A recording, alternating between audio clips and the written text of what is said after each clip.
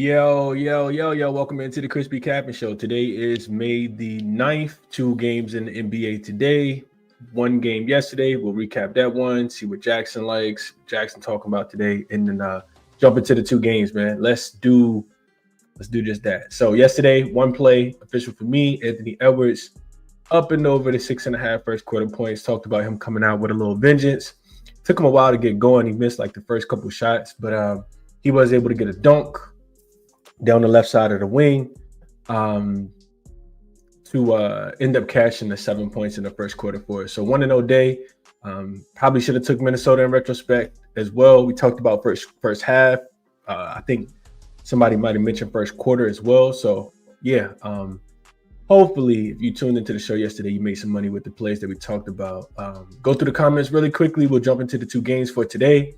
What up to my guy Justin? Top of the morning, bro. Good morning, Algina. Says good morning, Chris and Cappin, Chris and community. Let's find some winners today. We need them. I love it. Says go Knicks. We will talk about the Knicks game tomorrow. Larry says, what up, Chris? Let's get some money. Been doing really good. Taking all the teams down in the series past 3 trifectas. Only losses have been Boston for a game. Let's run it back with Cleveland trifecta tonight. We don't talk about it. Steven says he likes the under in the Pacers and Cavs game. Thunder for a second game. What up, Pools? Appreciate you for tapping in, bro. Hope all is well with you. Says hello, gang. Feel confident about Cleveland -2 today. I know the Pacers have been good, but I think that they let up slightly here. So win or go home, win or die for Cleveland. Hope everyone plays. What up, Helping Hands? Good morning, PG. Helping Hands says I better see some Redskin futures. Nah, it's the sophomore slump, Helping Hands. Not sure how many futures I'm gonna have on my guys, man. Bro, if you've been watching the show, I don't really bet on my teams too much. But yeah, sometimes it feels too good to be true. When we got Luka, it felt too good to be true. Until it was too good to be true against Minnesota. And that's how I finally felt with the Commanders too. I was like, man, bro, like we good, but like we gonna regress a little bit. And they played all the way through until they ran into the Eagles, who ended up winning the Super Bowl. So yeah, we'll see. Good morning, Prolific. Says Cash Wolves first quarter -4.5 at plus money. Prolific, you greedy, man. You're a greedy guy, bro. You should just play the 3.5. Stop betting the 4.5. It's like, nah, I'm just kidding, man. I'm glad you cashed. Some people chase the plus money. I do not. Good morning, Adam. Hope all is well with you. Says he had his Timberwolves bets last night as well. Let's keep winning. Good morning, Alex. Says he took first half and first quarter, but the Dubs let him down for the full game. Took first half and first quarter, but the Dubs let me down full game. So you bet the Timberwolves first quarter and first half, but then you bet the Wolves full game. You bet the Warriors full game. Appreciate you, Anthony, and good morning to you as well. What up, Mark? Hope all is well with you. Anthony reminded people to hit the like button. Says it's free info. It absolutely is, man. Whether you make the plays or not, I'm gonna always have the insight for you guys. Let you guys know how I've been betting, and we have been doing well. Hopefully, we continue to do well. All right, let's jump into it for today. Let's see. Hold on real quick. Adam says, what up, Timeout Sports? Haven't seen you in here in a while. Says, the Commanders will be good. Jaden the dog and Debo hungry. Hopefully Debo can stay healthy. And hopefully Jaden continues to be a dog. We've seen some sophomore regressions recently, though. Definitely seen some sophomore regressions. But hopefully we don't see any. I'm not, of course, praying for the downfall of my guys. I'm trying to get my son to a game. Up there to training camp, all that good stuff this summer. So yeah, we'll see. JFX says, Chris, you didn't go official with Timberwolves first half? Nah, he said it was beautiful. I'm glad you cashed it. I did not go official with first half yesterday. What up, Switch? Says morning, y'all. What up, Commanders? Man, hope we got y'all on the schedule again. Another battle of the Beltway. Go Ravens. Hey, I don't like the Ravens, but I understand. I was just up there by the stadium not too long ago, catching the Orioles game. All right, let's jump into it for today, man. So first up, we'll go with jaXon. jaXon actually went 2-0 yesterday. jaXon back in the win column, man. The strong win column yesterday. jaXon was on Jonathan Kuminga over 6.5 points. I talked about liking that one as well, thinking that he would have to pick up the scoring a little bit without Steph being there. He did cash the 6.5. And then Nickeil Alexander-Walker, up and over 3.5 rebounds and assists, and he finished with 5. He also had a hell of an offensive game as far as scoring the basketball. I think he had 20 hit a couple threes off the bench. So 2-0 day for Jaxon yesterday. Today's prompt was about the total in the Nuggets and Thunder game. So I asked the prompt was, what are your thoughts on the total between the Nuggets and the Thunder based on playoff stats in the first two games of the series? And Jaxon tells me, let's see. So game one recap, I'm not reading all this. Denver shot 44% from the field, 31% from the three-point line, while Oklahoma City shot 42%, 34.9% respectively. Both teams combined for 63 free throws attempts, while with Denver converting 81%. OKC hitting 74%. Denver dominated the glass, 63 rebounds, including 21 offensive boards, leading the second chance points.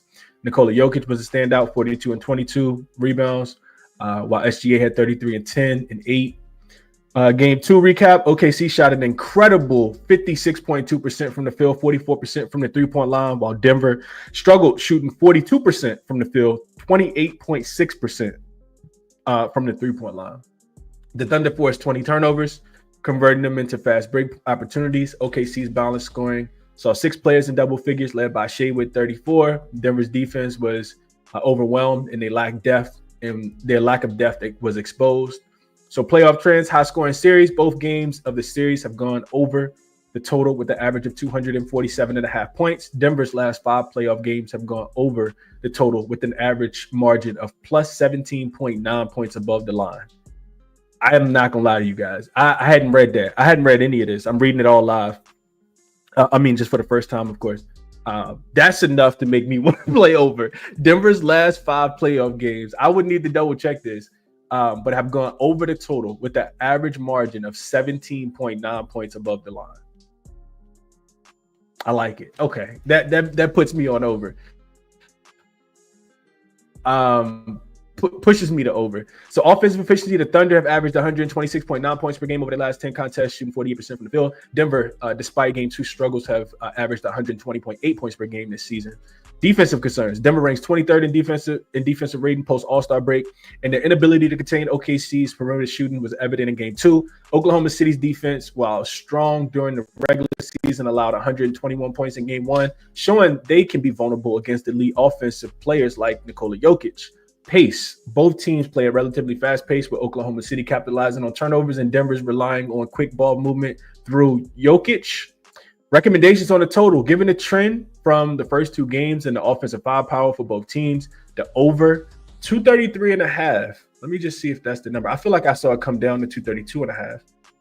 It is. You can get a 232 right now on Bet365. I think I like that. I'm not gonna lie to you guys. So Jaxon likes the over at 233.5, but you can get a better number if you have access to Bet365 right now.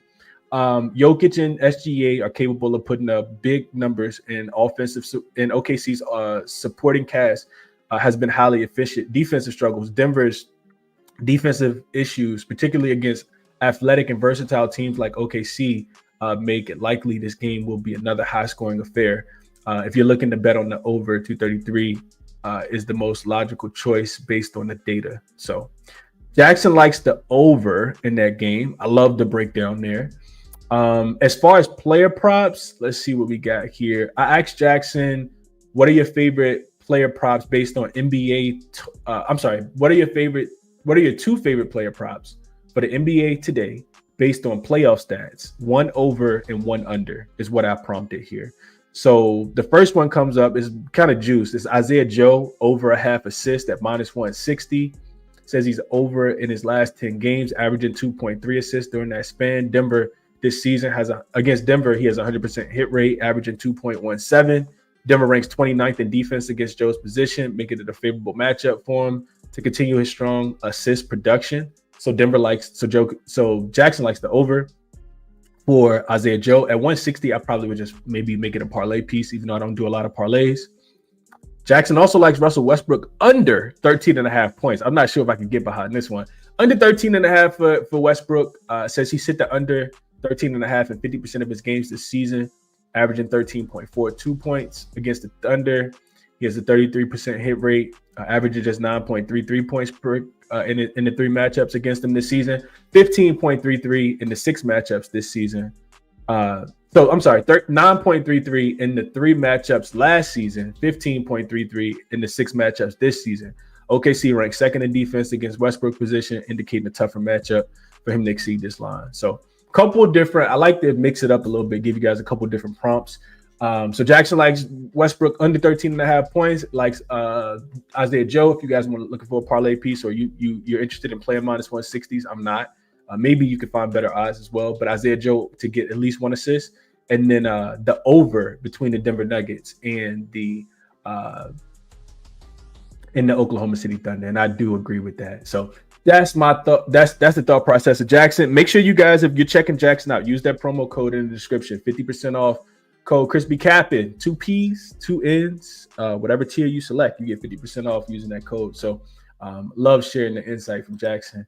I think AI in general is kind of crazy, but it's starting to take over the world. So hopefully you're adjusting and adapting and using it for what it's used for. Let's jump into it for today. So first game up, we got the Cleveland Cavaliers and the Indiana Pacers. This line opened with the Cleveland Cavaliers laying 1.5 points.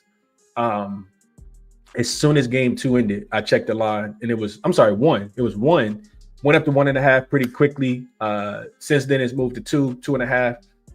And now this morning, actually yesterday, when the news came out that Darius Garland, Evan Mobley, and DeAndre Hunter are all questionable, this kind of started to move to 3.5. Now I see it all the way up to 4 on bookmakers.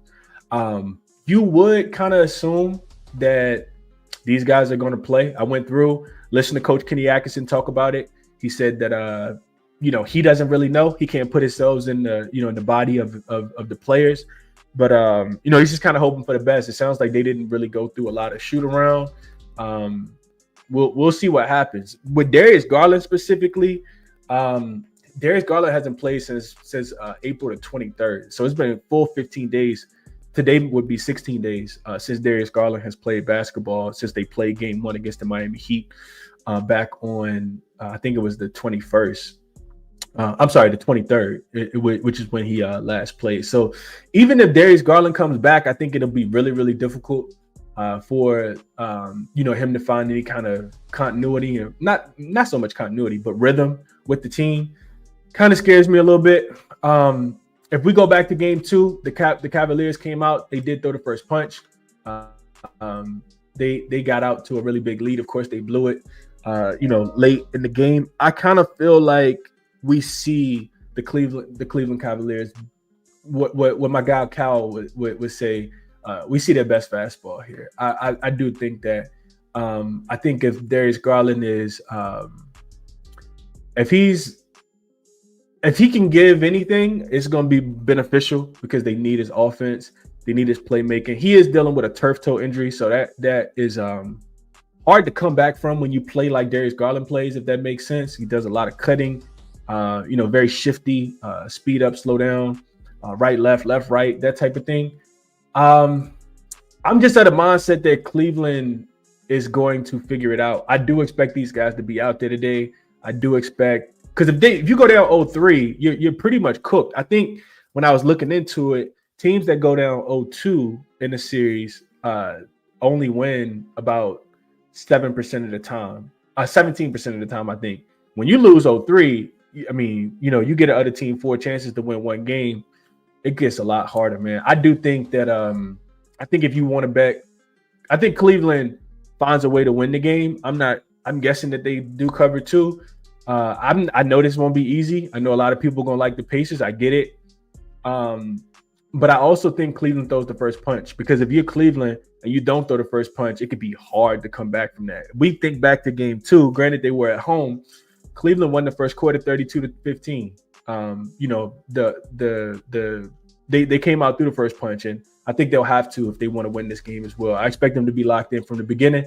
The other thing is this: two more points I want to make. First is, if you go back, I saw this and I said, oh yeah, the Cleveland Cavaliers about to get all the calls. The NBA declared in the 2-minute report that Tyrese Halliburton offensive rebound off his own free throw in the last couple seconds should have been illegal due to multiple players entering the lane.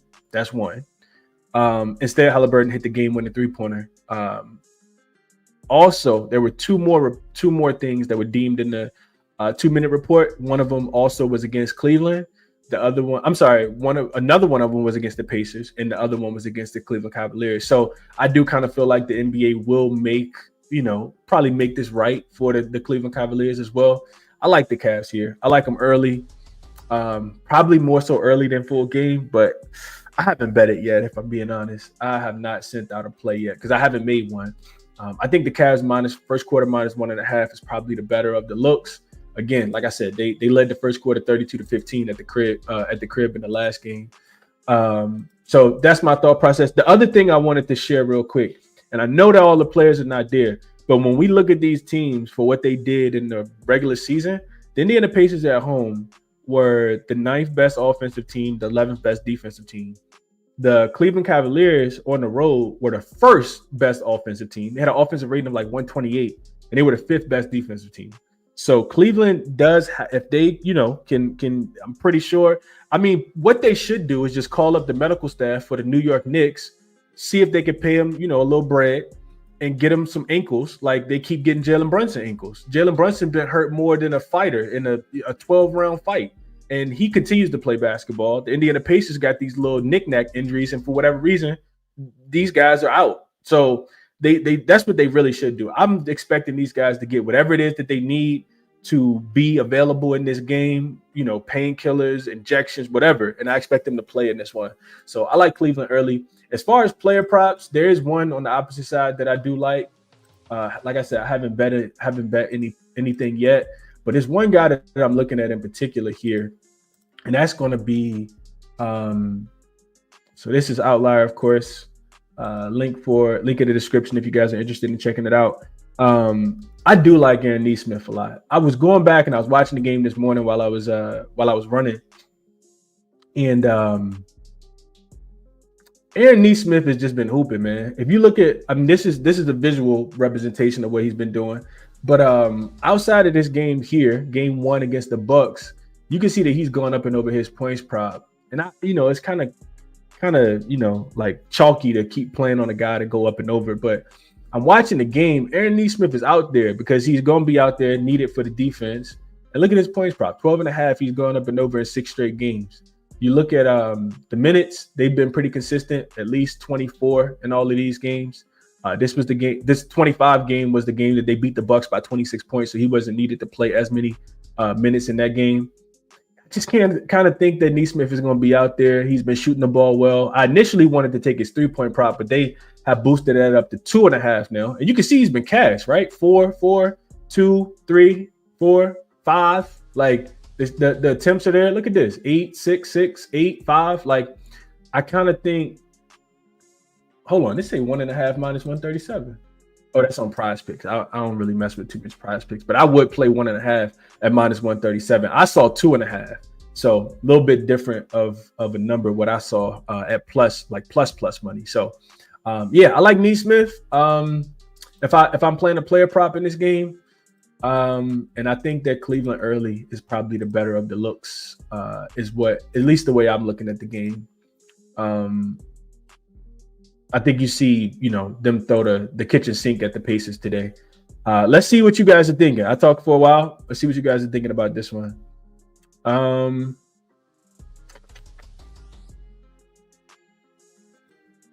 Adam says he hopes they need Garland. I agree with that as well. They do need him. Definitely need him.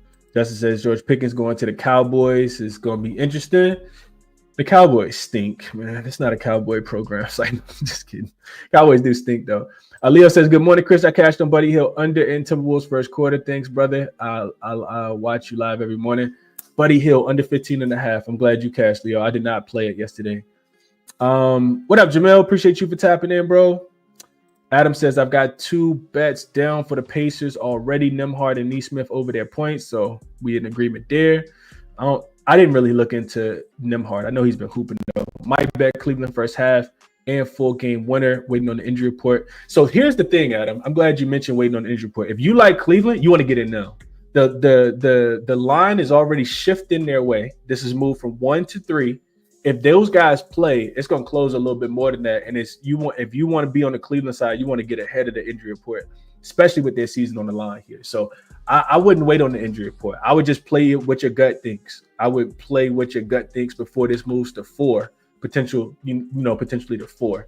But the line is kind of all over the place. I see a 2.5 at DraftKings, a 3, a 4. So, it's some back and forth in the market for sure. But I would probably jump on Cleveland first half on DraftKings because they got it at a 2.5. Let's see. Faith says, I feel like Cleveland at least get one game, which is tonight, and I agree with that.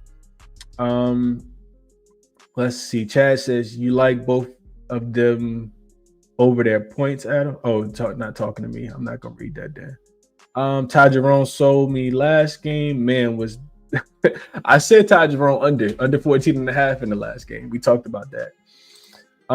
Justin says, guess I'm adding OKC over 233 after the show. Like that breakdown. I like that breakdown as well. What up, Cup of Joe? Says, oh boy, I made it. Can we talk about how Nas Reed over 11.5 did not cash last night? He finished with 11. I did see that, Cup of Joe. What up, Blake? Says, yo, Chris, love tuning in, listening to your show. Glad I caught you live. Cash Gobert, first quarter rebounds, alt line at 5 for plus money. What do you think about Joker's same today?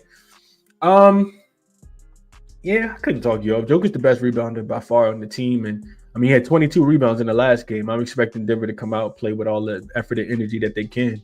Absolutely. Prolific says, gotta be greedy. Anthony says, Halliburton double is good money. Minus 115 on FanDuel. Get on it quick if you like it. It's already minus 130 on some other shops. Okay. Marquise likes Benedict Mathurin to get 12 points and over his 4 boards. What up, Brian? Hope all is well with you on the West Coast, brother. Says, finally a favorite wire to wire. Let's get it tonight. Okay. Mark says he likes under 229. Got a really good number there. I didn't really think too much about the total.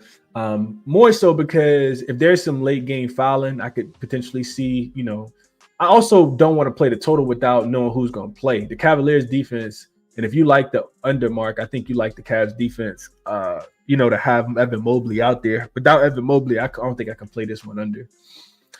Justin played Cavs, minus 127 on the money line. Nice way to get ahead of the line there.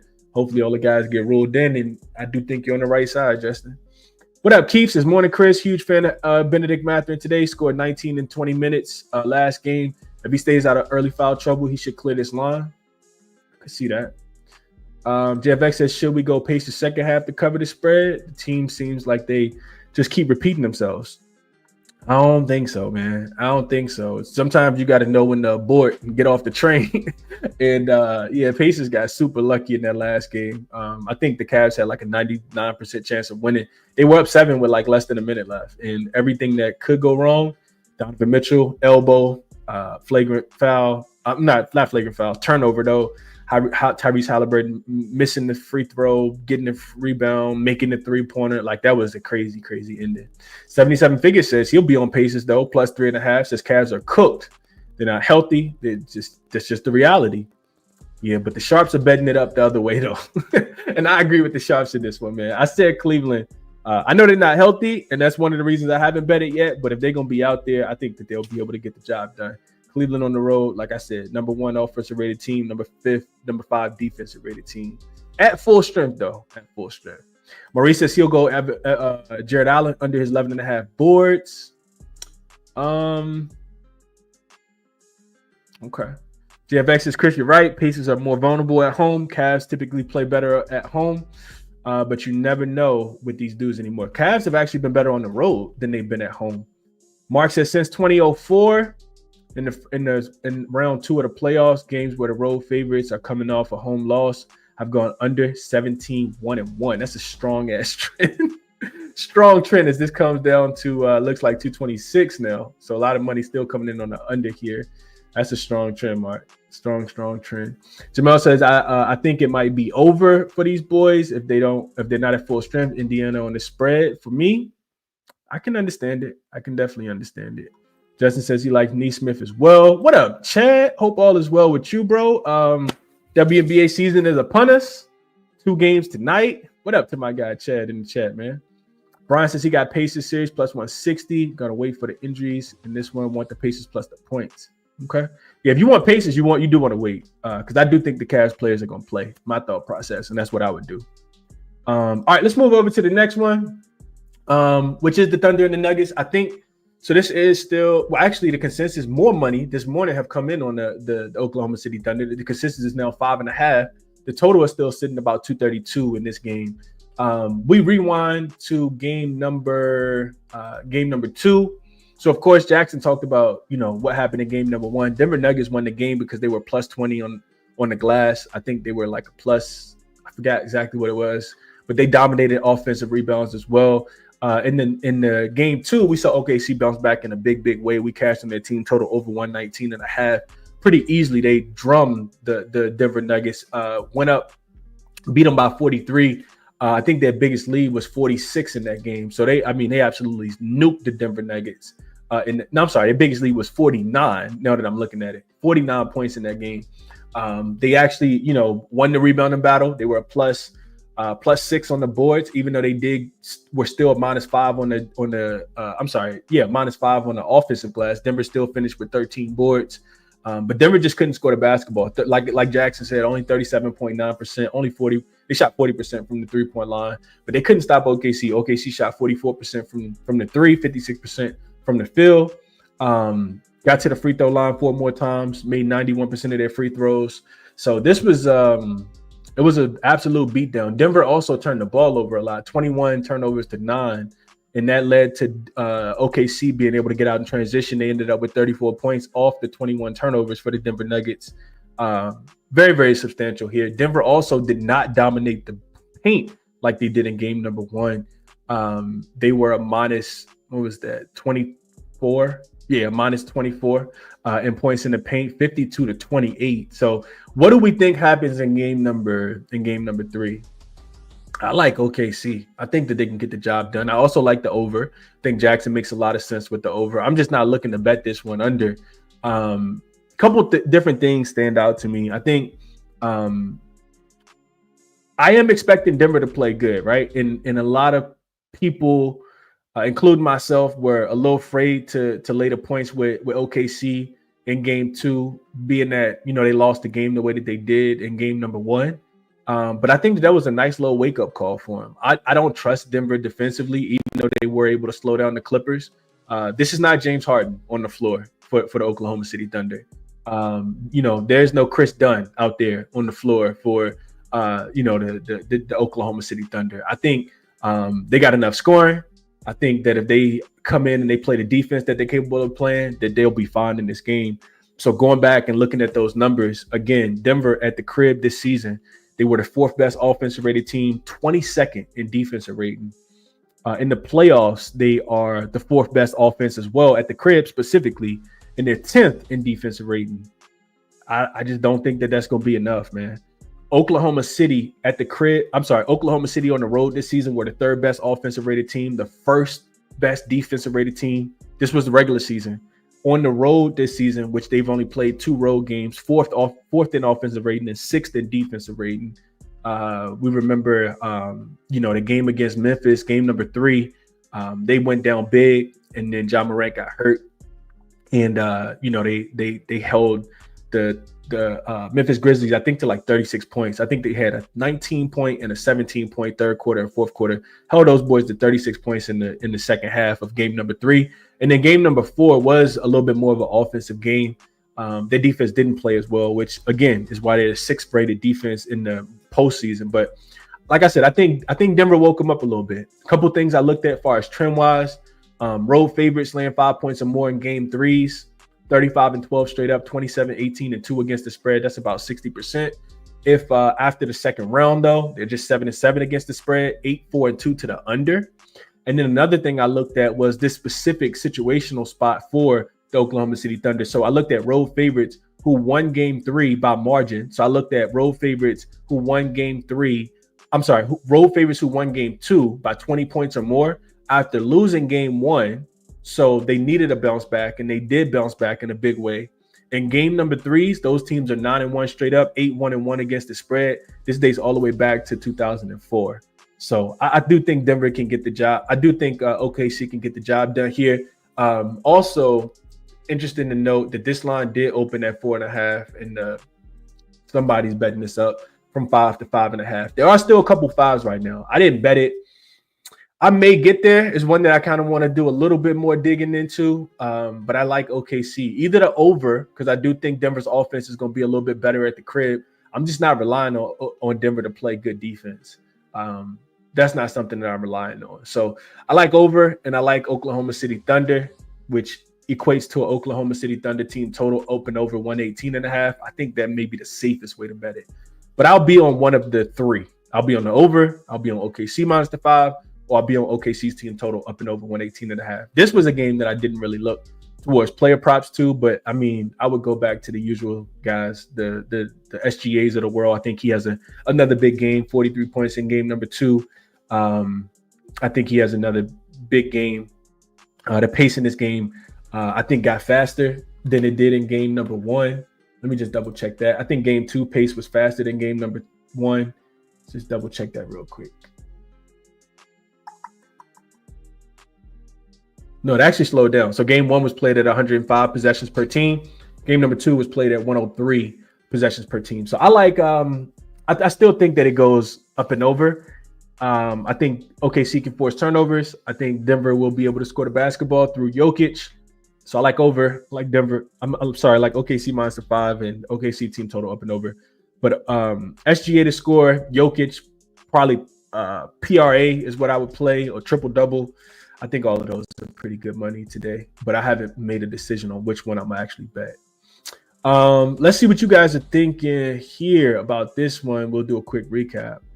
Donna says, should I just take this over, Chris? If you're talking about the last game, yes. This game that we just talked about, yes, I would play over. I did not play it yet, though. Let's see what you guys are thinking.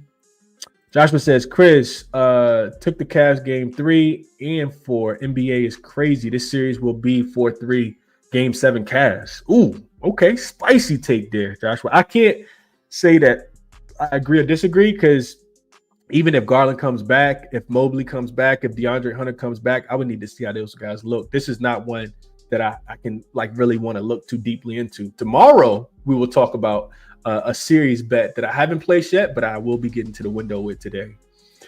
Justin says he'll play Jokic to get 10 assists, plus 115. WNBA says, I said WNBA. Chad says 100% WNBA. My cash cow has returned finally. Do like the Cavs first half, though, and I agree with you there. Chad says, Chris, when does the regular season WNBA start? Is tonight regular season or preseason? It's preseason. Yeah, Chad got it right here. 16th is the tip off. There are 2 WNBA games for tonight, though. But yeah, the 16th, we still got about a week left. Go ahead and get that league pass. I'm promoting it like I get some funds for it, but I don't. But yeah, I think I got the league pass, and you need it to watch the WNBA, man. It's super cheap too, especially it's like $30 for the whole season if you just go ahead and pay for it. I got it through YouTube TV, man. Check it out, though. Jay Holiday says playoffs have been wild. OKC Thunder Buddies should win and cover 5 points. With like 2.5 better, though. You're not going to get that easy of a line. It don't work that way, Jay Holiday. Swiss says he'll go Aaron Gordon under his 17.5 points, minus 125. Okay. That number is starting to get inflated, though. But Gordon has been playing good, man. He's been hooping. OKC, we see another smacking tonight, Jamel says. OKC, I think this is supposed to be minus 5.5 for 77 figures. His top play if they win the game. I'm laying big paper to win for them to win the chip. Okay. Chad says, Chris, you don't think Denver looks for some get back after their blowout loss? I figured their playoff experience may come into play tonight. Yeah, I just don't think that they have enough, and I don't think that they're consistent enough, in my opinion, Chad. I think that OKC is by far the better team. I think they're, a couple different tiers better than Denver. Denver, in my opinion, played up and over their head a little bit against the Clippers. That Aaron Gordon dunk in game number 5 really propelled them to win that series. But But yeah, don't get it twisted. Denver, yeah, they could absolutely, do what they did in game one, but I wouldn't put my money on them repeating what they did in game one. I think they kind of woke the Oklahoma City Thunder up, but we shall see. We shall see. JFX says if OKC plays like they did last game, I'll just live bet them minus 34.5. I don't think it'll be that easy, JFX. I don't think it'll be that easy, man. Josh says, Chris, do you still remember when I told you that you would regret if you took Golden State Game 7 at Rockets? I told you to take Golden State, then go under. Yeah, bro, I don't remember any of that, Joshua. But I didn't bet that game. Didn't bet that game at all. Mark says, strong second quarter trend supporting Denver opponents. Jokic sit first part of second quarter. Also like OKC team total over. I agree with that. I think they've gotten smoked in every second quarter so far in this series, this round. So first game 2, the game that they just played, OKC scored 42 points in the second quarter, 42-35 in the first quarter. To Mark's point here, game number 1, I know they won the second quarter too. Yeah, they won the second quarter 33-24. So Denver, without Jokic on the floor, offense looks a little worse, and OKC definitely taking advantage of it. Agree with Mark in that regard. Actually, let's see what the second quarter spread is. I like this, Mark. I actually like this a lot.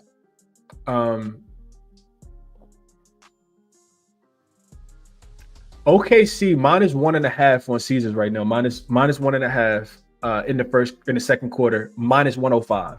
I think I'm gonna add that. I like OKC early. OKC second quarter.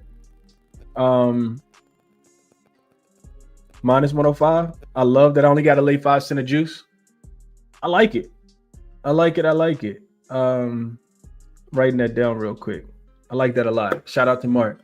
I've been noticing it. Didn't write it down. OKC team total for G421. I like it as well. All right. I think we did a pretty good job here. Appreciate you, Justin, as always, my brother. Have a great day. Michael says back to the well, like Westbrook's over his 12.5 points. Aaron Gordon over as well. Parlay J says Hardenstein over his points, rebounds, and assists ladder.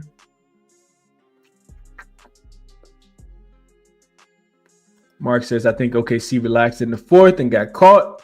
Don't think that'll happen again, and I agree with that as well. Brian says Thunder -5 as well. I love it, says he's going to tell that.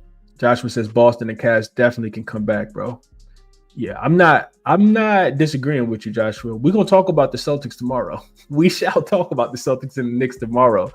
We're going to talk about it. But I can't bet on the Cavaliers, Joshua, to come back not knowing the status of any of their guys. Like, that's just not what I want to do with my money. Now, can they? Absolutely. They've been one of the better, net rating teams in a really long time, especially in the first half of the season. I think that they're better than the Cavs, but without 3 rotational players and 2 starters, the defensive player of the year, absolutely not. But yeah, if you want to jump on it early and you think that they're going to stay healthy enough to win the series, by all means, you go right ahead, Joshua. I'm gonna root you on. I'll give you a preview of the series tomorrow, 77 Biggest. Yeah, it's gonna be